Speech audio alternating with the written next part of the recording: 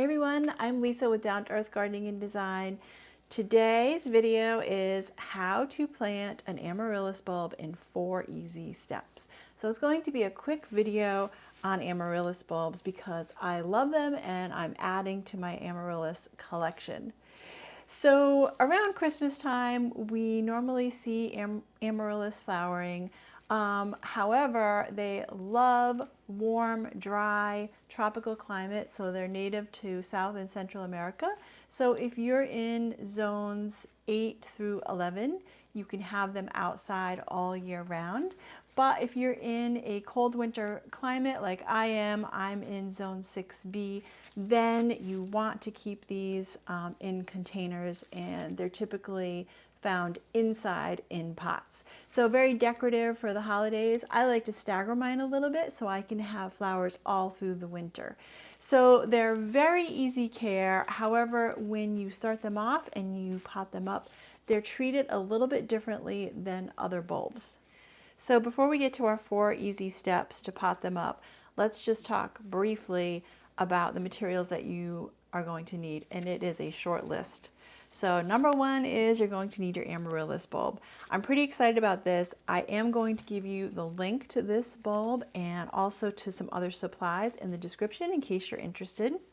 But you want a nice, firm, large, healthy bulb. And by the way, this one here is ice pink. So they do make wonderful gifts, and that's why they come with a gift tag sometimes. However, this is a gift to myself. So number 2 is you're going to need some potting soil. So I just have some nice houseplant, well-rounded potting soil here. And then next you're going to need a pot. So for your pot, you will want something that is going to be at least 6 or even 8 inches tall for your bulb and only about 1 inch larger in diameter than your bulb. And that's because they really like snug spaces. So you can see here that it just fits perfectly. So my amaryllis will be really happy. Now when you're selecting your pot, you also want to make sure that it has a drainage hole so that it's not sitting in standing water, because remember, they're a native tropical plant, so they don't like to be overwatered or sitting in water.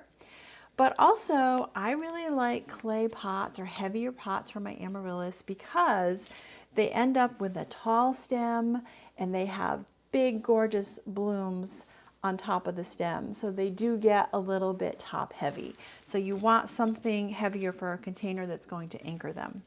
Step number 1 is you're going to fill your container about 1/3 to 1/2 full.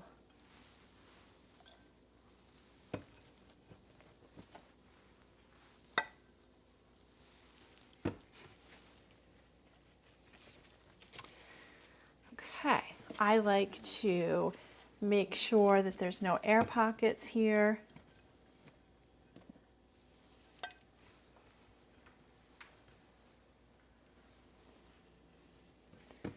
And then I like to make a little bit of a well or a nest for it to settle into. Okay, so now taking your amaryllis bulb, step 2 is you're going to nestle it in the pot. So roots down and tip up.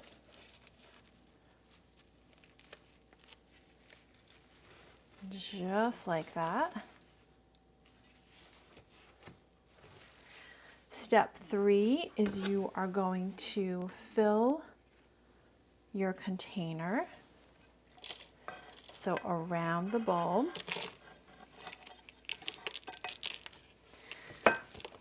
But you are going to leave 1/2 to 1/3 of the bulb exposed.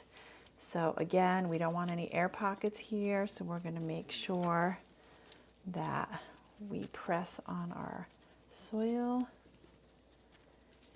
make sure our bulb is really in there.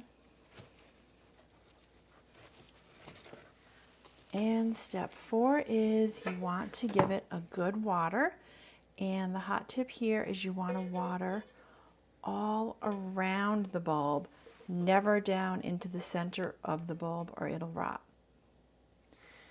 Okay, so we water it after we have it potted up, and then you're not going to water it again until the stem starts to appear. So we're waiting for the flower stem. That's it, 4 easy steps.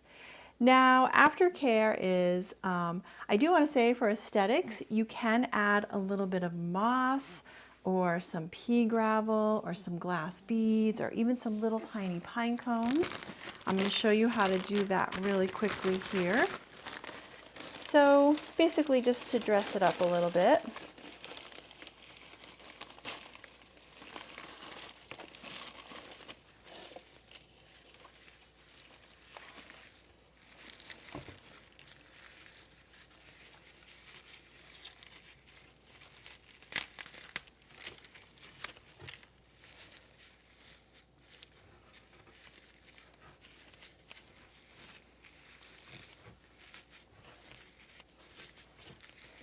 And you want to put it inside on a sunny windowsill.